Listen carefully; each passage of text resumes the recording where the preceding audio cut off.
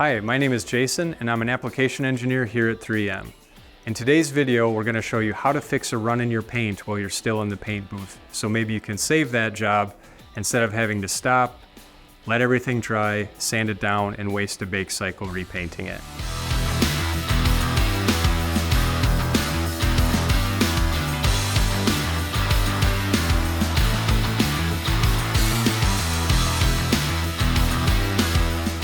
Before we get started, I just want to mention a couple things.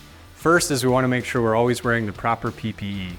In this video, I'll be wearing safety glasses, nitrile gloves, and a PAPR. I also want to mention that this video is intended for professional use, so for you technicians actually out there in the shop. If you have any questions on warranty or additional safety information, be sure to check the links in the description below. So here we have our run. I just sprayed my first coat of clear and I got a little bit heavy in the center of the panel, so you can see right through this section I have a run.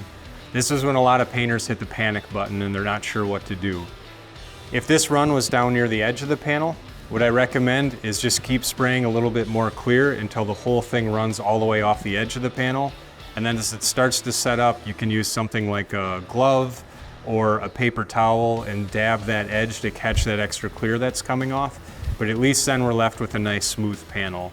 If we were to let this cure as is, it can be really hard, especially on a black panel, to sand that run out smooth, and then after we polish it, to not see some sort of wobbly edge where the heaviest part of the run was. So I'm going to show you a really simple trick on how to knock that down, and then with our next coat of clear, we'll actually be able to clean that up and make it look a lot better so we can polish it nice and smooth. It doesn't always look perfect after you do your last coat of clear, but it makes it manageable so we can save it by polishing at the end instead of having to start all over and repaint everything. So the best thing you can do is grab a piece of tape. The wider the tape, the better. And then I simply roll it over my hand so I have a nice curved edge. And then I flip it in my hand so it's off of the edge and I have this nice curved part to dab with. And all I'm going to do is go in and just dab the heaviest part of that run.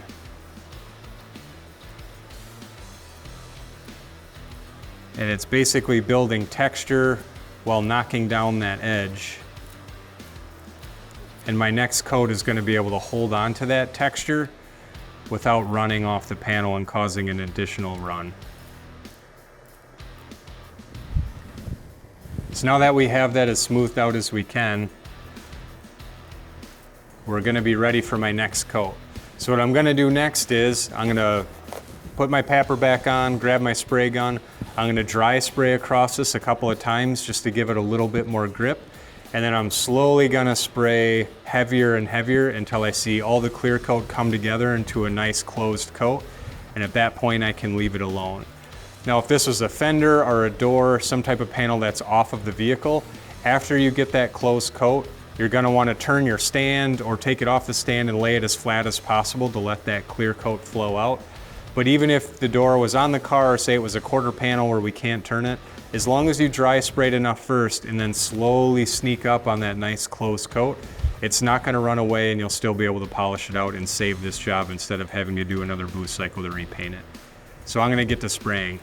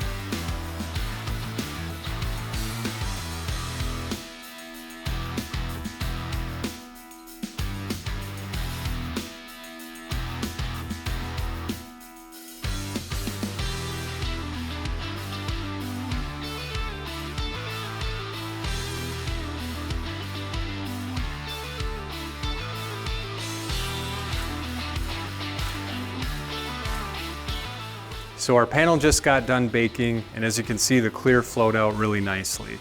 This little trick can save you from having to repaint something, and it isn't too much to polish it afterwards. If we were to leave it alone and leave that initial run in there and clear over it one more time, by having such that hard, heavy ridge, it's really hard post-paint to do any kind of paint correction to make that smooth enough where it's invisible after polishing.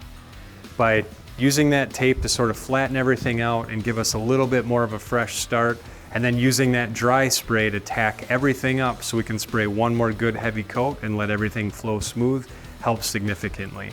Now we're left with just a little bit of texture in there, but with some 1500 grit or even 1200 grit on a hard pad with the DA, that'll sand out nicely and polish and save us from having to repaint this and cost us a booth cycle.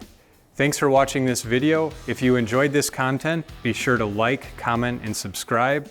If you have any questions, be sure to put those in the comments section also, and we'll try to address those as soon as we can. For more content like this, be sure to check us out at 3M Collision Repair Academy. Thanks, and we'll see you next time.